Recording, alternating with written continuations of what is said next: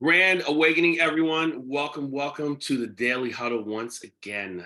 What a pleasure it is to be here. I'm your host, Chase Steele Gray. As always, it is more than a pleasure to be in your presence on this beautiful day that we call Tuesday, Health and Wellness Tuesday.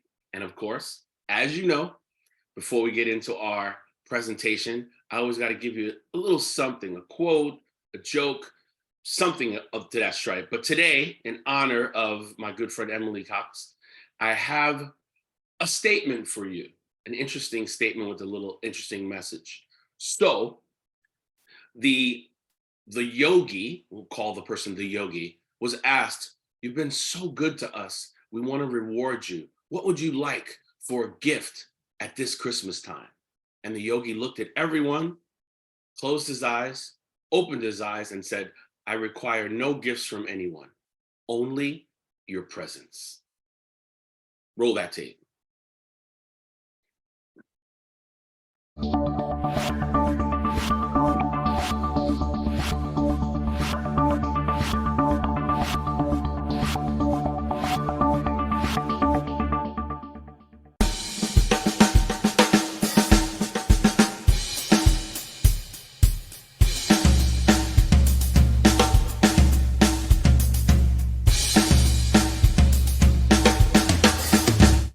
Oh yeah, you got to have that air drumming.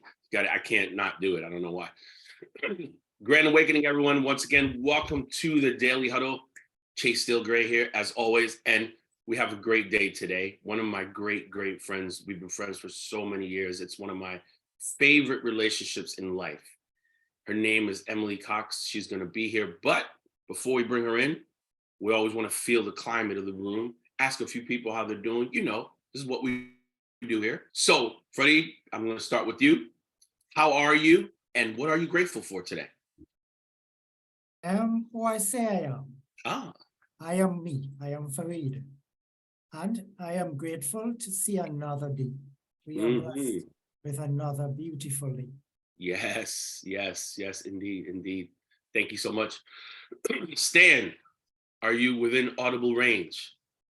I think so, Chase. How's my sound? Captain, good to see you. Good to see you. Where are you today? I'm right here, Chase. Right here, man, in the Right night. here. And who will you hug today, Stan? I got my beautiful wife right here. I'm going to hug her, and then I'm going to hug my mommy and my daughter. More hugs. We were just talking about that 8 hugs minimum a day. All right, man. I'm jealous, Stan. I'm jealous. You jealous, man? Don't be jealous. I'll hug you when I see you later, too, bro. More hugs all around. Thank you so much. Thank you. We appreciate you. So, as I said before, one of my favorite human beings on earth.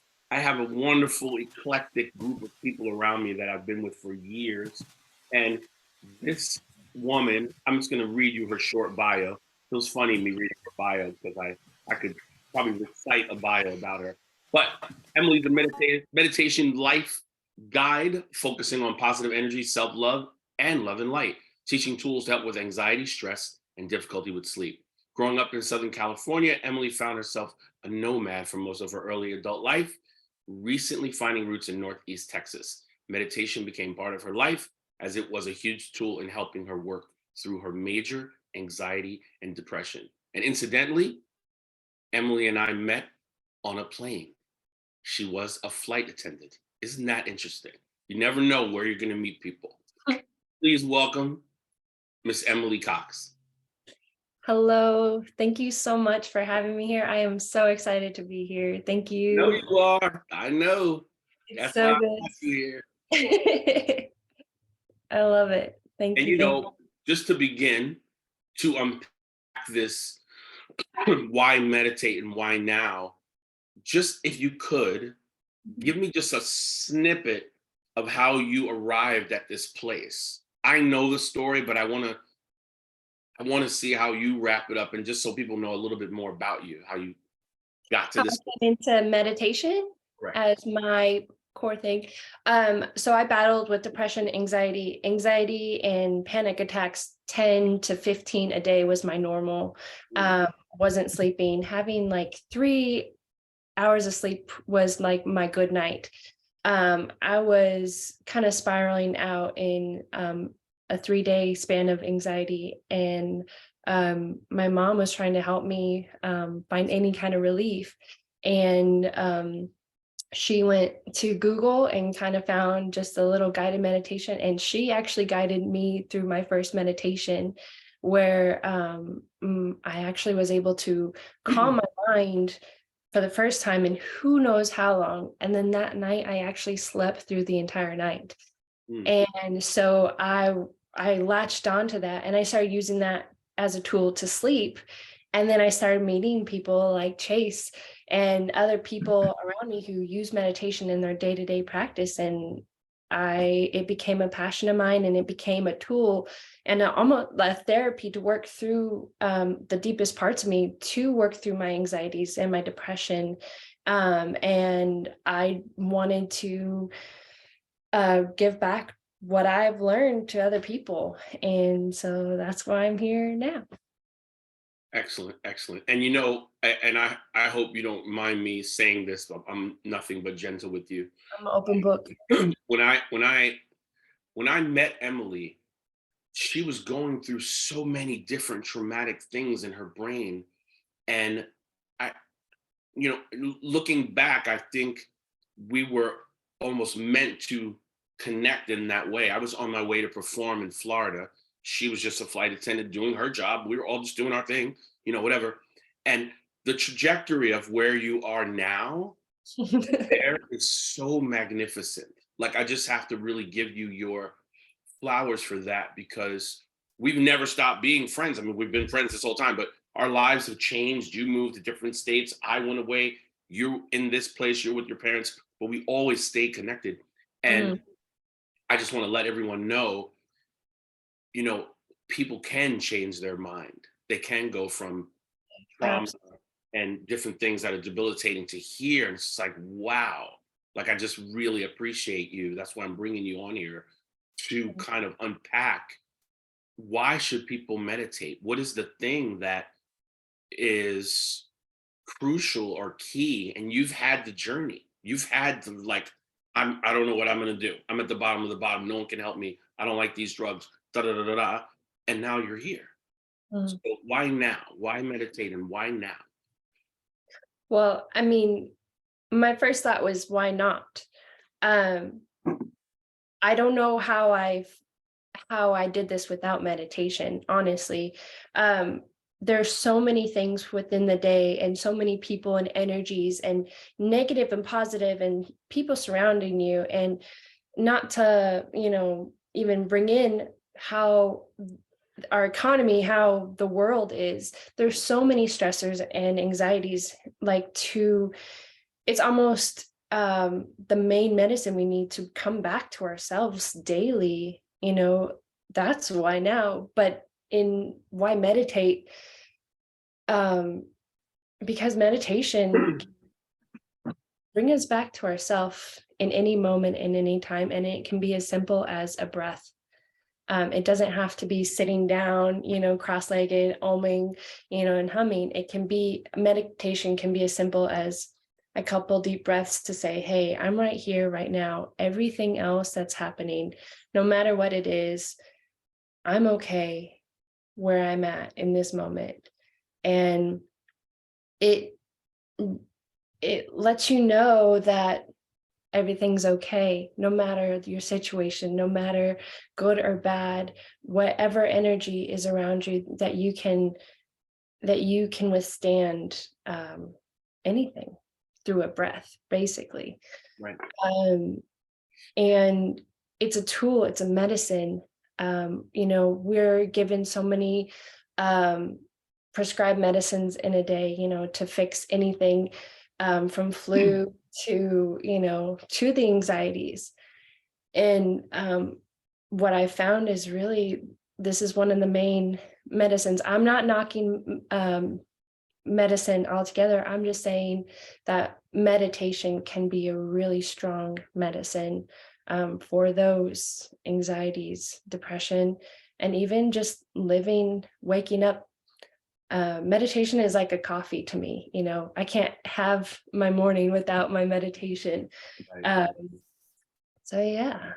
You know, I would like you to kind of describe, if you could, because when I speak to people about meditation, they're like, Chase, you meditate? I'm like, yeah, I meditate every day. They're like, really, every day? And I remember Russell Simmons saying, if you can't meditate for 10 minutes a day, then you should be meditating for an hour a day. I was like, wow. Like, I heard him say that. And I was like, wow. He goes, I don't care how long when you do it 15, 15, 15. But if you're telling me you don't have 10 minutes, then you're too busy. I'm so sorry. And I wanted you to speak to the fact that, and I had this question when I first started meditating, there's a misconception that when you meditate, everything shuts down. You're just like at zero. And when I first heard that, I was like, great, I can't wait to do that because I want to shut everything down. I want to be in the play. And then I learned afterwards that meditation is not shutting everything off. Meditation is turning everything down. So you hear the voices, but they are lower than lower when you're meditating the right way, almost like you're in a state of like, you don't even know where you are until you open your eyes. You're like, oh, I'm back. Talk about that, if you will, or if that has that been part of your experience, and how do you go into it that way? Oh, absolutely. I come under the rule of meditation can be as simple as breathing. As long as you're focusing on your breath, you can stop for a moment and just and focus on that breath for a moment. That alone is taking everything from the outside and pushing it aside and coming back to yourself and just saying, oh, I am breathing this breath because I need this breath. I'm thankful for this breath. It can be as simple as that. But one key things that I like to say, it's not about completely like shutting off your mind and going, catatonic, brain dead. It's slowing down those thoughts, like you said. And I like the imagery of imagining your thoughts as a car driving by. You don't have to get in the car to acknowledge that thought. And we have many thoughts going by, but we can allow it to go by and still be right where we are, breathing and coming back. And if you find yourself getting caught in a thought, as if you get in the car, acknowledge it, acknowledge why you're there, and then say thank you and get out of the car and watch it drive by and allow those cars to drive by. And it's a simple movement of just acknowledging where you're at. And instead of completely, trying to push everything out and saying, I can't talk, I can't think, I have too much thinking, I can't calm down.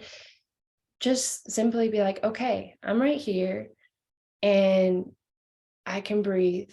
And oh, there's a thought. Cool. Let it go by. Right. Yeah. Fareed had a question, and I think I know what you're going to say about this, but he said, how do you control your mind when you meditate? And you can answer this. For me, I'm not trying to control my mind. Right? Like I just letting it go on autopilot because I want to. But what do you think about that? Well, I think the biggest practice and understanding and tool in meditation is letting go. And so letting go of control, not having control, like you said, I don't want control of my mind. I want to allow those thoughts and everything that's going on just to push out so I can be with myself. And a lot of people's like, well, my mind is myself. Well, yes, and you can let go of control and come back to where you are. And the art of letting go and having no control is one of the biggest practices you can do in meditation. So true. Isn't that a book, The Art of Letting Go? Yes. It's a great book. I don't remember the author, but it's wonderful. I think I read it a long time ago. Mm-hmm. So let's say someone comes to you or comes to one of your events. They're like, listen, I don't know about any of this meditation stuff. It's kind of freaky to me. It's kind of fruitful. I don't understand it. How do you bring somebody into your world for the first time? Like, what are a couple of tools that you can say, okay, starting tomorrow, do this, give this a shot. Don't be hard on yourself.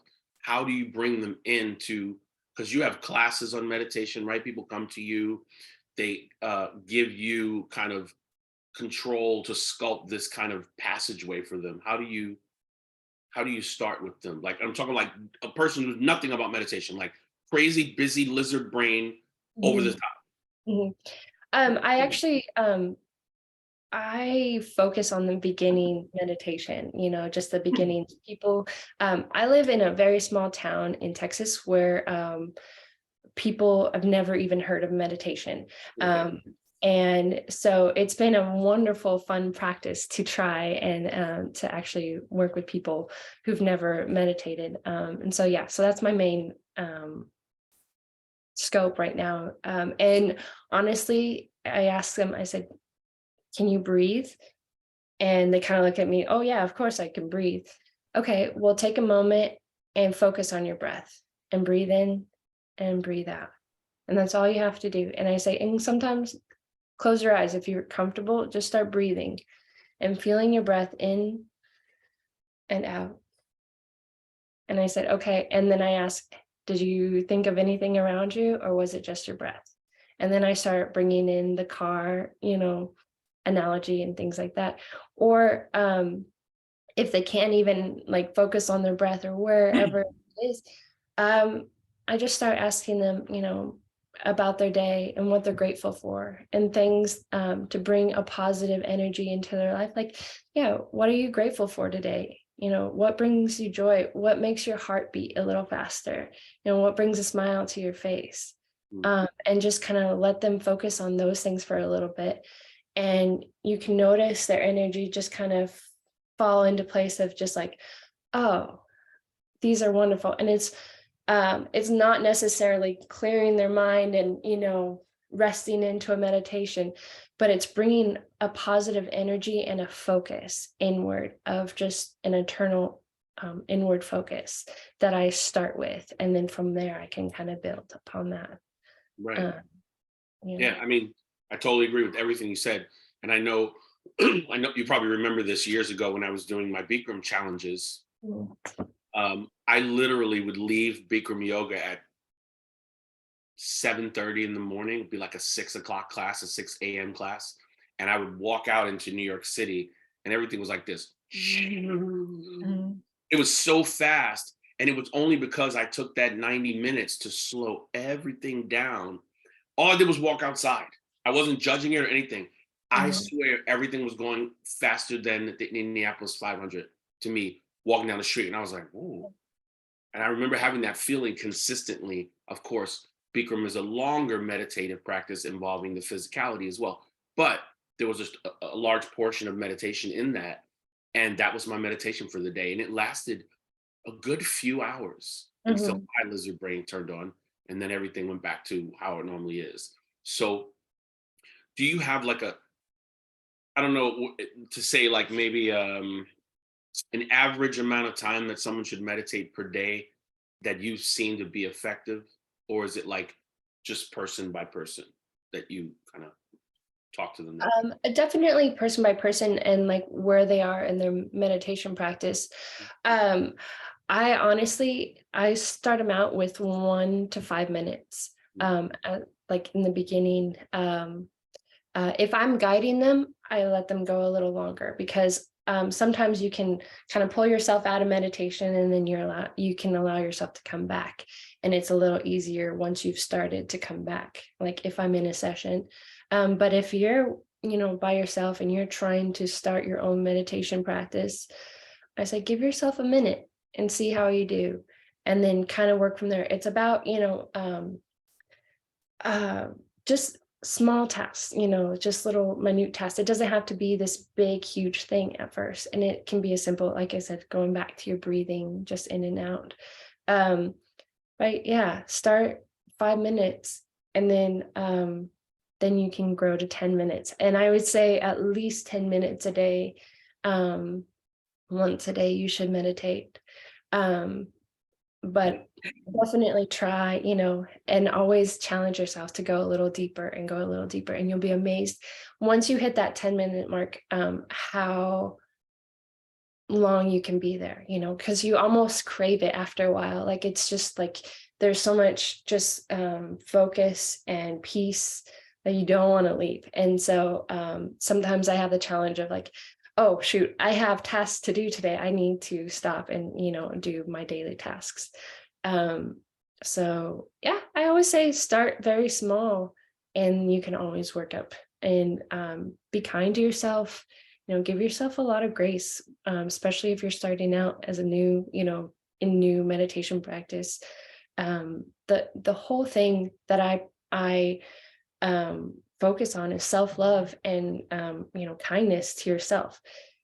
You don't want to try to dive into meditation and be bombarding yourself with negative thoughts and frustration. Be like, hey, it's cool, I'm new to this, it's okay. And then work up to longer times. Right, because I speak to my friends about it. They're like, yeah, Chase, you can do all that stuff. Yeah, that's you. You got that thing. Yeah. I'm like, no, it's not just me. Like, you can Anyone I can do tried it. it didn't work for me. I just thought about my bills and I'm upset with my girl. That's what my friend said to me. I was like, what? You tried it one time? It was like, yeah, I tried it. It's just not for me. You're a calmer dude. Oh, okay, great. But Yeah. also, I had said to you earlier, like when I was first meditating, I was afraid of falling asleep. Mhm. And then when I got to the point where I was understanding what was happening, there's that middle area. You're not sleeping, Mhm. you're not consciously open and awake with your eyes. There's like Mhm. this little middle area. It's like a soft pillow that's on the Mhm. top and the bottom of your head. It's so Like, comforting. and I'm Yeah. like, wow. And then when it's over, it's over. You're like, open your eyes, or I do a lot of guided meditation. I have your meditation that you've given me. And that guided meditation is like, just brings you right to where you want to go. And then, I'm emotional. I start crying sometimes. I'm like, oh my God, why am I crying? And Mm. I don't know if you remember this, but years ago, I told you a story about me being in Kundalini. Mhm. I was in Kundalini in Midtown. Amazing class, challenging. My body was like humming. And then all of a sudden, just water, like just crazy. And I was like, oh my gosh. And I went to the teacher, what's going on? I don't understand. I'm crying like, oh my goodness. Great job, Chase.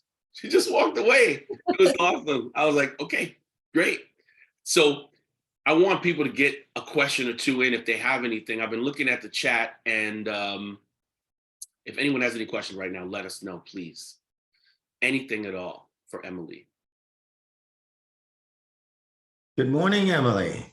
Good morning. I'll take a crack at your first question. All right. When you were talking about how you get into meditation, you like to coming back to yourself daily. Mhm.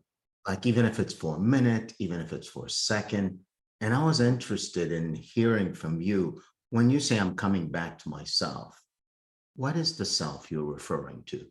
What do you get to when you get there? Great question. Mm. That's a really good question. My first instinct is to say, it is everything that is not outside. It is it's no other person's opinion, thought, or thing. It's not what's going on around me. It's not the rug beneath me. It's not the clothes on me, but it's literally within me when I close my eyes and I breathe and everything else is gone. That's me. My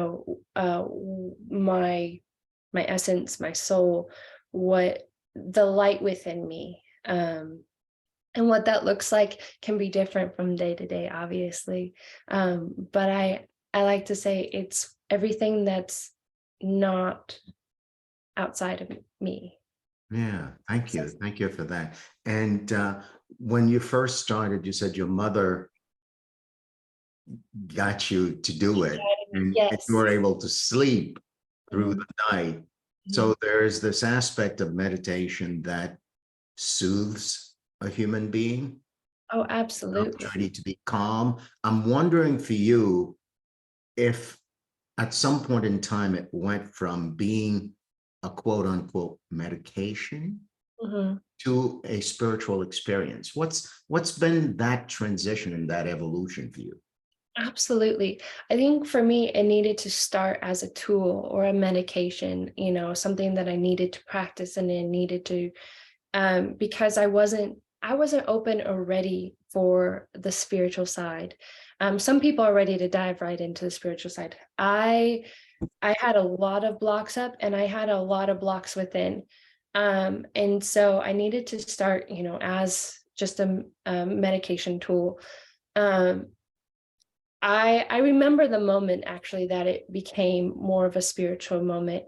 And I was doing some deeper breath work and I was kind of laughing at it, kind of saying, I can't breathe deep, all the negative stuff started coming in. And something within me said, I need this breath like I need this life. And I kind of dove into what that breath meant to me. And from there, I was able to connect to, so to speak, my higher power. And that was when I realized my breath was more than just a tool to breathe. But it was everything, so to speak. And that's how I started my transition into my spiritual self, into meditation. And it brought me down a beautiful, so to speak, therapeutic side, where I was able to connect with a lot of my shadows and work through a lot of things once I was able to connect to that spiritual side. Thank you, Emily. Thank Amazing. you. Such a great answer. Tara Heaton. Hello. Good evening. This is so inspiring. Thank you so much. Very timely for me personally. So thank you. I'm curious about something. I'm always a little bit intrigued by, well, a lot intrigued by depression and anxiety, meaning that are they based from experiences and trauma? Are they just genetic? Are they biological? Are they environmental? And while I know we don't have the answers to all those, you mentioned that meditation helped you to, I guess, dilute those or eliminate those. And so I'm wondering if through your meditation, you worked on specific things, or it just eased up just without having to face trauma or whatever potentially had caused those things. And if that's too personal, you can tell me. Oh, no, I love this. This is my bread and butter. I am an open book. This is where I thrive. So I was actually diagnosed with bipolar, depressive, bipolar. So I am chemically imbalanced and also trauma, PTSD, everything. So I have it all. I get, I got the whole thing. And meditation, what it is, it brings you inward. And so you actually really get to dive into the deep parts of you. So with the trauma, I really had to dive in and feel my emotions. I actually had to confront and let go of things that I could not control. And that was a big lesson through meditation. And chemically, my mind likes to spiral really fast in really dark places for who knows why. And it's not experience, it's not anything other than my own thought process. So I had to do a very specific practice of switching my thinking from negative to positive, and literally stopping, like hitting that reset button and resetting to a positive thought. And it was work, it was practice. And in that, I found the best way to reset my thinking was to dive into meditation where I'm calm and start using affirmations, the positive affirmations of, I'm strong, I'm capable, I am beautiful, I am loved, love and light is all around me. And just using those as my daily affirmations and practice in my mantras, in my meditations, to help switch my thinking. And whenever I would go into those negative spots, it then became easier to pull myself out, because I knew if I dove into meditation or if I started breathing, I could say those positive mantras to myself and kind of bring myself into a lighter space. where it became my main mantra is, I am right here. Nothing else matters, but I'm right here. And so when my anxiety would start rolling and everything outside of me felt chaotic and I couldn't understand my thoughts and I couldn't feel my body, telling myself, hey, I'm right here and I'm okay. In this breath, whatever that looks like, whatever that feels like, I'm right here. And it gave me that moment to breathe and calm down, whatever that looks like. It may take a little longer, for me sometimes, but over time, that practice of meditation and affirmation brought me back. That helps. Thank you for sharing that so vulnerably. Thank you so much. Thank you. So great. So great. Well, it's that time. It goes so quickly every time, especially when we have these juicy topics, which is almost every day. It's such a pleasure talking with you. Our friendship has expanded over time. So grateful for you. Really so grateful for you. We here on the Daily Huddle take in so much information, and when it really hits you, you know it, right? So we end this way, as we always do, unless you have something else to say, Sorrel. Do you have anything else you want to say? Okay, you're good. We have our tenets. We always speak them before we move out into the world, right? We always remind you to love more than you think you should. Live out loud, right? Please give of yourself. Give more than you think you should give. I always say that to my friends. Give more than you think you should give, right? Really work on giving your best at eating mostly plant-based is so crucial for your body and the way that it operates. The sleep, man, I'm speaking to myself when I say that. Sleep, please, a minimum of 6-7 hours. It changes everything. And I know this for a fact. Also, please check yourself before you wreck yourself. It is so key. Thank you so much, all of you huddlers. It's such a pleasure to host. Thank you, Emily. It's been a pleasure. I knew it would be. That's why I brought you here. And everyone, please go into your day with the strength and the power to know that you are here for a reason and you make a difference. We all matter in this great circular spaceship that we're traveling in. Have a great day, and I will speak with you all soon. Be well. Thank you. family. Thank you, Excellent conversation. Thank you, Emily and Kate. Excelente, buenos días. Amen. It was wonderful. One love.